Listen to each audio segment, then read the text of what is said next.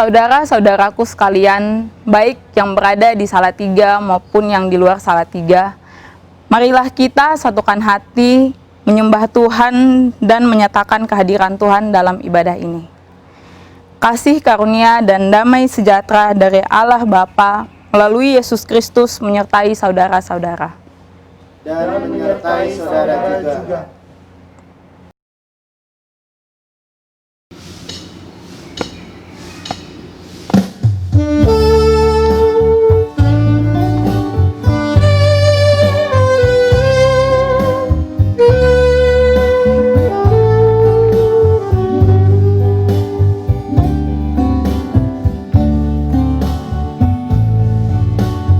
Tak usah ku takut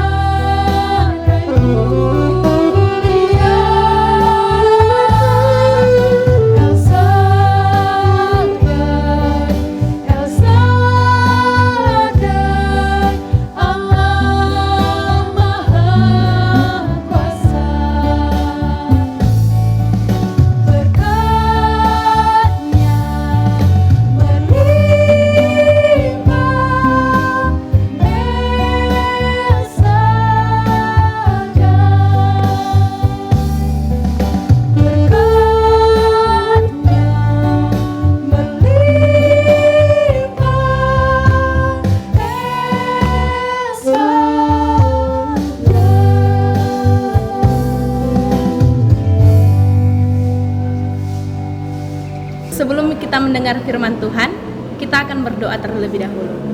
Mari kita berdoa. Allah Bapa kami dalam kerajaan surga, terima kasih buat berkat-Mu pada siang hari ini. Kami boleh berkumpul secara virtual untuk memulai ibadah Fakultas Teologi kami.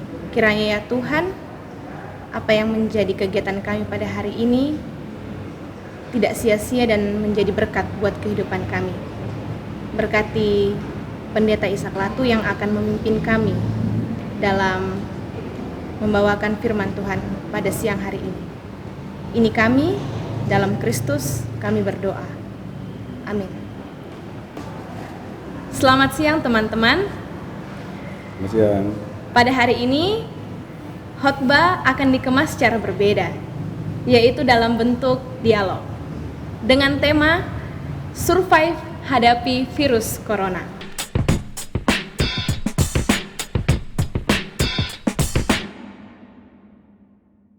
Pada siang hari ini saya tidak sendiri, saya ditemani dengan Pendeta Ishak Latu yang akrab kita sapa dengan sebutan Kak Caken atau Bung Caken ya.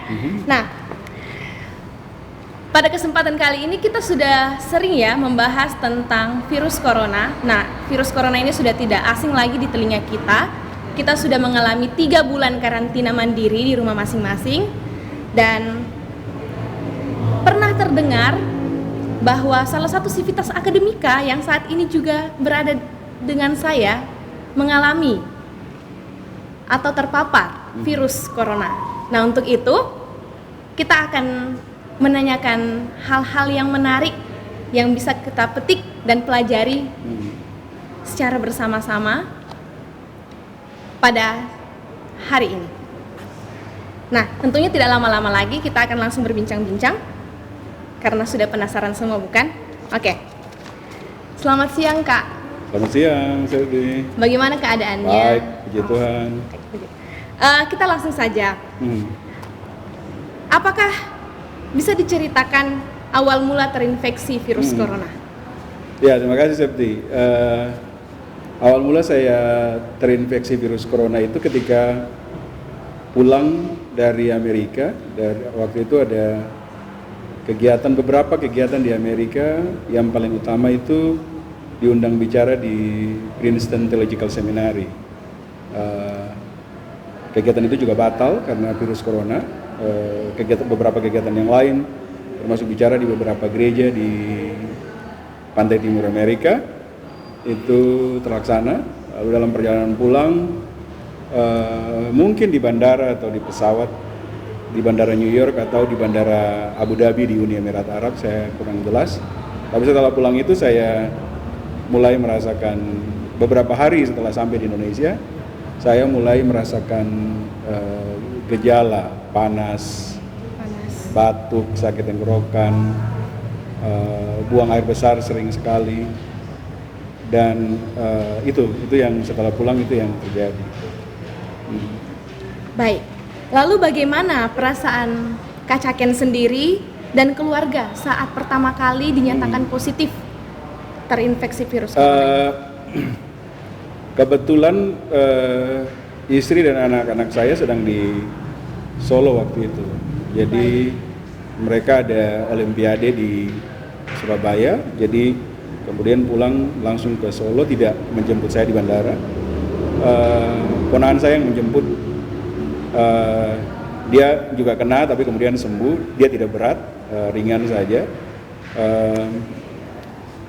Kami waktu itu setelah positif dan dikirim dari rumah sakit di Salatiga ke Semarang, ya yang bisa dilakukan waktu itu berserah saja, percaya bahwa Tuhan pasti bersama. Jadi doa setiap hari, setiap saat itu dilakukan, karena waktu itu saya sudah gagal napas ya, jadi semua permukaan paru-paru itu sudah terinfeksi oleh virus corona.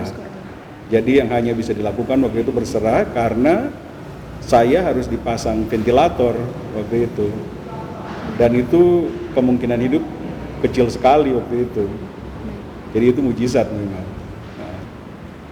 sangat menarik. Kita memang dalam kondisi tertekan pun kita memang bukan Iya. hanya dalam kondisi tertekan ya Pak, tentunya setiap saat kita tetap harus Betul, berserah kepada betul. Tuhan.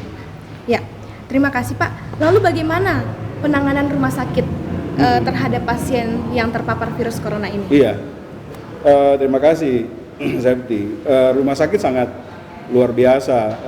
Saya sendiri meyakini dalam pergumulan iman saya, seperti di Mazmur 23 bilang bahwa ayat 4 terutama, sekalipun aku berjalan dalam lembah kekelaman, aku tidak takut bahaya sebab engkau besertaku. Gadamu dan tongkatmu itulah yang menghibur aku. Jadi di rumah sakit dalam kondisi hanya 20% kemungkinan hidup, gagal napas, pakai ventilator, dibikin tidak sadar 2 minggu. Rumah sakit sangat luar biasa penanganannya. Jadi dokter, terutama para perawat, mereka sangat care, sangat bisa jadi edukator, sangat bisa jadi motivator, sangat bisa jadi keluarga, jadi teman. Jadi dalam kondisi itu saya tidak merasa sendiri. Padahal ini sakit yang tidak bisa dijenguk oleh siapapun. Jadi sendiri. Nah dalam kesendirian itu, pertama bersama dengan Tuhan, yang kedua bersama dengan para medis itu, para perawat dan juga cleaning service. Cleaning service yang sering masuk itu saya jadikan teman, sering ngajak ngobrol dan lain-lain. Jadi di situ saya mendapat penguatan dan saya merasa bahwa Tuhan mengirim para medis, dokter, perawat, juga cleaning service, tenaga medis yang lain seperti farmasi, tenaga gizi untuk menolong saya dalam lembaga kekelaman itu. Iya, itu saya pikir. Wah, luar biasa. Lalu bagaimana perjuangan Pak Ishak selain menghadapi rasa sakit akibat virus ini, tentunya juga ada tekanan-tekanan psikis yang Pak Ishak bahkan keluarga mungkin alami, dijudge sama tetangga-tetangga itu. Bagaimana Pak? Ya, itu yang paling parah sebenarnya dari orang sakit corona itu bukan virus itu sendiri. Bukan virus itu sendiri. Tapi stigma masyarakat. Isu. Itu yang bisa membunuh orang malah. Karena ini kan sakit yang membuat imun menurun. Iya. Dan karena itu ketika ada stigma, ketika ada isu yang dikembangkan, dan kalau kita tidak bisa mengontrol akses kita pada informasi, maka kita akan betul-betul down. Jadi waktu itu saya selama di rumah sakit, akses saya pada WA itu saya batasi, hanya dari keluarga yang saya baca. Berita seperti Kompas tidak saya baca. Kalaupun saya baca, saya hanya baca berita olahraganya saja, karena itu yang pasti. Lalu kemudian saya lihat YouTube, tapi hanya lagu-lagu rohani. Atau kesaksian orang-orang yang sembuh dari COVID yang menguatkan saya. Lalu kemudian cellphone saya pakai untuk video call. Jadi sama keluarga, itu saja yang saya lihat. Lalu saya beruntung karena banyak orang perhatian. Jadi ada teman-teman mahasiswa S2 di MSA itu yang bikin lagu lewat Zoom dan mereka kirim ke saya. Orang-orang gereja di Semarang, Surabaya, di mana saya melayani, itu bikin lagu kirim jemaat di Zoom, kirim ke saya. Mahasiswa-mahasiswa secara pribadi bikin lagu, kirim ke saya. Teman-teman Nadatul Ulama, terutama Lakpesda MNU dan Elsa di Semarang, bikin pengajian, lalu kemudian mereka kasih tahu teman-teman di Jogja, tahajud juga untuk saya. Jadi saya merasa dukungan dari banyak orang itu mengalahkan isu dan stigma tadi. Baik. Gitu, ya. Karena menurut saya memang isu itu sangat mematikan, tetapi tidak dikalah dengan berbagai orang yang sayang dan mendukung Kak Cakin untuk sembuh dari virus corona itu ini. Dia, Silti. Itu aspek utama. Aspek utama yang selain keluarga dan tentu Tuhan ya. Iya, betul. Memberikan kekuatan dan kesembuhan itu. Oke, baik Kak. Sekarang bagaimana refleksi teologis, karena kita mahasiswa Fakultas Teologi. Iya. Jadi ya kita mau tanyakan bagaimana itu refleksi tadi teologis yang saya membaca Mazmur 23 ayat 4 dari perspektif iman saya, dari pengalaman saya. Saya tidak membacanya dari perspektif hermeneutik Iya, baik. dan latar belakang penulisan yang macam-macam, tapi saya membaca dari perspektif iman saya, perspektif pengalaman saya bahwa kesembuhan dari COVID itu adalah bagian dari tangan Tuhan yang menolong saya berjalan di dalam lembaga kelamat. Saya meyakini bahwa Tuhan mengizinkan saya berada di sana. Tuhan mengizinkan saya mengalami COVID untuk menolong banyak orang. Saya sekarang sedang mendampingi banyak orang yang terinfeksi COVID. Ada beberapa di Jogja yang saya dampingi, aktivis NU yang belum sembuh saya dampingi, beberapa teman di tempat yang lain saya dampingi. Lalu banyak orang minta kesaksian, cerita tentang bagaimana sembuh, itu menguatkan banyak orang. Video-video yang dibuat baik di Semarang maupun seminar-seminar lewat Zoom itu menguatkan banyak orang. Dan mengapa saya bilang saya dibiarkan berada di sana dan kemudian Tuhan tolong sampai sembuh? Karena 1 minggu lalu saya tes spirometrik. Spirometrik itu tes kerja jantung, kerja paru-paru. Kerja paru-paru. Dan hasilnya itu saya bisa sampai 99%, itu tinggi sekali.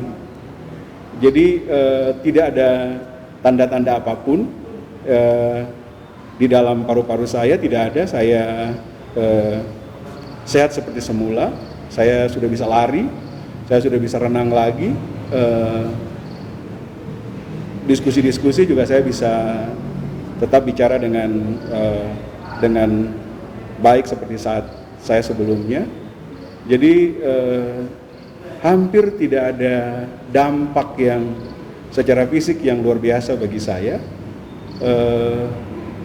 dan saya merasa bahwa betul-betul dibawa Tuhan kembali ke titik awal sebelum Tuhan bawa saya ke sana.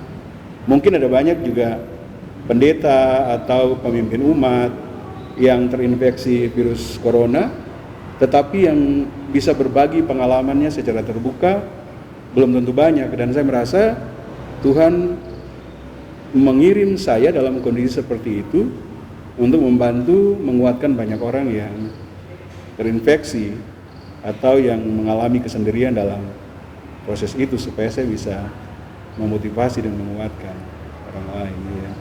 Baik, Kak. Iya. Saya sangat terinspirasi dan Terima tentunya kasih. teman-teman juga sangat terinspirasi pada apa yang disampaikan oleh Kak Caken barusan. Nah, Kak, saya mau minta satu kalimat dari Kak Caken kepada untuk kita semua. Iya. Karena tadi sudah banyak sekali motivasi ya, kita padatkan ya, Kak. Satu kalimat motivasi untuk Civitas Akademika dan masyarakat umum Iya. yang mendengar sama-sama kesaksian Kak Caken ini. Boleh menghadap ke kamera. Oke. Tetap bersukacita, bersyukur dalam kondisi apapun, karena di dalam kondisi ups and down kita, Tuhan tetap mau pakai kita untuk pekerjaan-pekerjaan Tuhan yang besar, untuk menjadi berkat bagi banyak orang, lintas agama, lintas etnik, lintas golongan, supaya Tuhan dimuliakan, supaya perbedaan dirayakan, dan supaya kemanusiaan betul-betul dihargai. Tuhan Baik. memberkati kita. Terima kasih Kak Caken. Sama-sama. Ups and down, Tuhan akan tetap memakai saudara semuanya. Selamat siang. Terima kasih Kak Caken Terima untuk kasih, Septi. bincang-bincangnya pada siang hari ini. Boleh Kak Caken menutup kita dalam doa syafaat dan Oke. berkat. Oke, kita berdoa. Teman-teman yang di kos, di rumah, juga Bapak Ibu dosen, dan semua yang menonton acara ini, mari kita berdoa. Kami bersyukur Tuhan bahwa dalam ups and down kami, Tuhan tetap bersama. Tuhan tidak melepaskan tangan daripada kami, dan Tuhan tetap menolong kami dalam seluruh pergumulan kehidupan kami. Kami berdoa untuk fakultas kami, Tuhan pakai untuk menjadi berkat bagi banyak orang. mempersiapkan pelayan-pelayan Tuhan untuk melayani banyak orang, merayakan kepelbagaian, dan berada di mana saja untuk kemuliaan dan hormat nama Tuhan. Berkati Padekan dan seluruh jajaran, juga berkati kampus kami UKSW, supaya kampus ini boleh terus menjadi kemuliaan bagi nama-Mu, merayakan pluralisme, dan menjadi salah satu kekuatan bagi penghargaan terhadap kepelbagaian di Indonesia ini. Kami berdoa untuk semua teman kami, teman-teman mahasiswa di mana saja, yang ada di kos-kosan maupun yang ada di rumah bersama dengan orang tua dan tidak bisa kembali sekarang ini karena lockdown dan berbagai macam alasan yang lain. Tuhan sertai mereka. Tuhan jaga kami semua dalam kondisi pandemi COVID ini. Tuhan jaga, Tuhan lindungi kami, supaya dalam kondisi apapun kami melihat kebesaran Tuhan dan melihat pertolongan Tuhan dalam kehidupan kami. Tuhan berkati keluarga-keluarga mahasiswa yang ada di mana saja, supaya mereka selalu bisa menolong, bisa mensupport, bisa membantu anak-anak yang sedang berkuliah di sini. Semua orang yang membantu dengan beasiswa, semua lembaga-lembaga beasiswa juga Tuhan tolong. Kami bersyukur untuk semua pertolongan Tuhan dan berdoa terutama untuk para dokter, para perawat, para ahli gizi, ahli farmasi, bahkan cleaning service yang ada di rumah sakit. Kami berdoa supaya Tuhan menolong, supaya Tuhan menguatkan, supaya Tuhan melindungi mereka dan memberikan mereka semangat untuk melayani banyak orang yang terjangkit virus corona.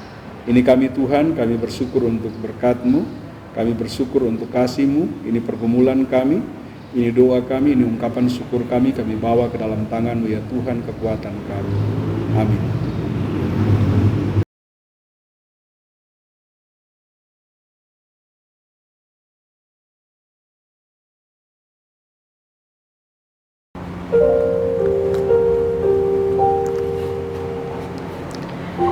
Senja kian mengungkapkan keresahannya. Detak nadi kian melemah dan tak berdaya. Aku tertunduk dalam lelah dan harapan yang mulai sirna.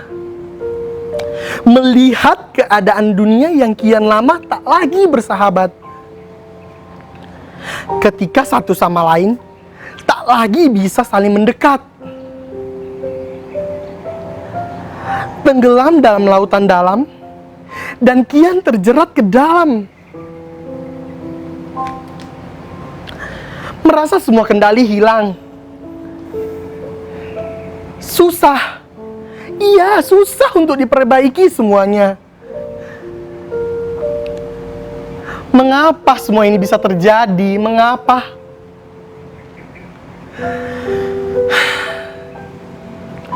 Dari dia yang kukasihi. Ya, dia yang sampai jatuh dan hilang daya.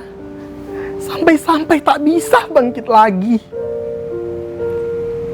Terbaring lemah dengan tubuh yang tertempel dengan alat-alat di dalamnya. Namun, semangat dan rasa cinta mengalahkan rasa kesesakan itu. Lihatlah, dia ada di sini. Ya, dia ada di sini. Dia dapat melaluinya. Dia dapat bangkit dan melihat orang-orang yang dikasihinya. Lalu bagaimana dengan kita? Bagaimana dengan rasa cinta kita? Bagaimana dengan keluarga kita? Masihkah kita ingin terkurung dalam rasa tercekik yang sangat dalam? Marilah bangkit, nikmati new normal yang ada. Badai pasti berlalu. Selama bumi masih ada, musim menabur dan menuai tetap ada. Siang dan malam akan terus berganti. Kemarau dan hujan akan selalu melengkapi.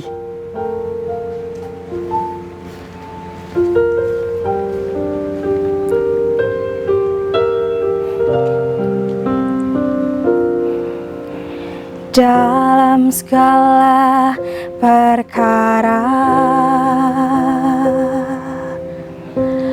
Tuhan punya rencana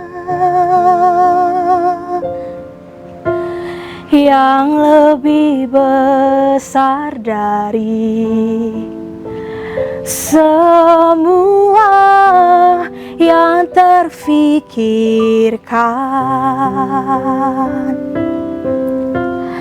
Apapun yang kau perbuat,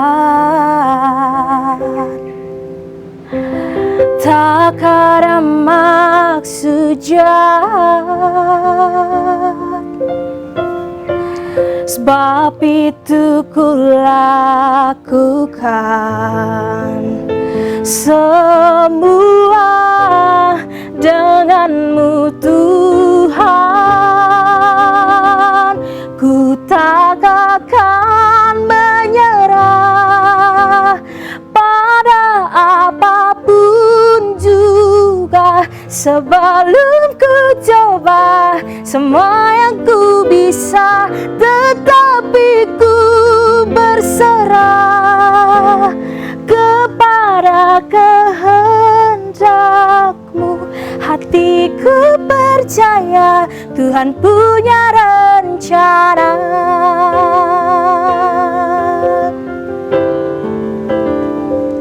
Ku tak akan menyerah pada apapun juga. Sebelum ku coba semua yang ku bisa, tetapi ku berserah kepada kehendak-Mu. Hatiku percaya Tuhan punya rencana.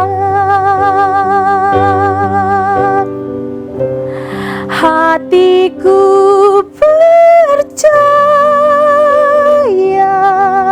Tuhan punya rencana.